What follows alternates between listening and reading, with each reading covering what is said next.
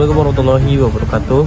Kembali dengan saya Zulkifli di laporan tugas perkuliahan mata kuliah Teknik Reportase dan Investigasi berita. Pada pertemuan kemarin membahas tentang tantangan reportase di era menjaga akurasi di tengah banjir informasi. Diawali dengan pengertian dari reportase.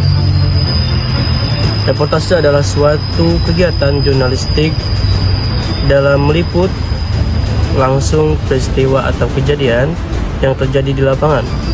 Wartawan atau jurnalis mendatangi langsung tempat kejadian atau TKP, tempat kejadian perkara, lalu mengumpulkan fakta serta data seputar peristiwa atau kejadian baik yang telah terjadi maupun yang sedang terjadi atau berlangsung.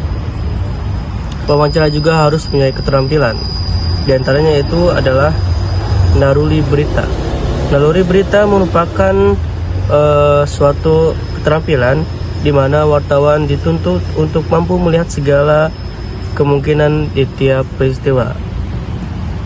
Selanjutnya ada observasi. Observasi merupakan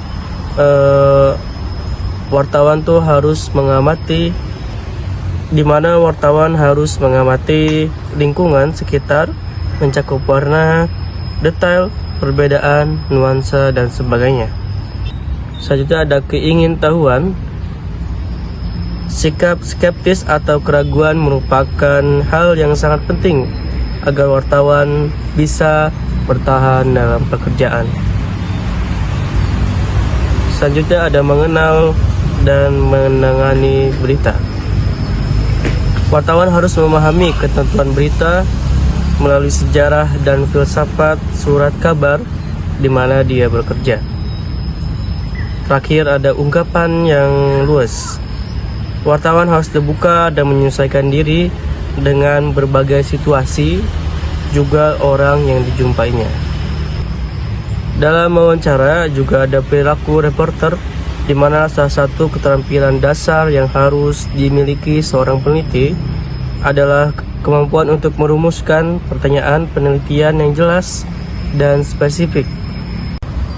Beberapa hal atau poin yang penting, keberadaan media baru yang perlu diperhatikan mainstream media.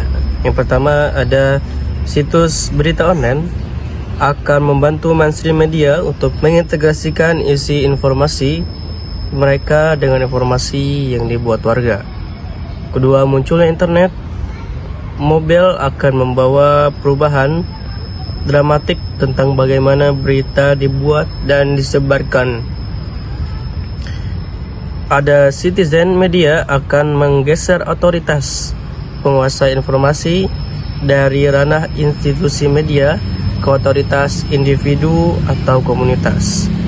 Terakhir ada perkembangan online media telah merubah pendidikan jurnalisme, termasuk yang dilakukan oleh institusi media. Ada beberapa kiat untuk menjadi seorang reporter handal dan profesional.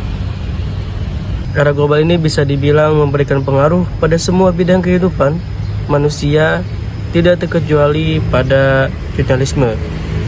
Munculnya internet memunculkan julukan baru bagi media seniornya, yaitu televisi, radio, media cetak sebagai tradisional media.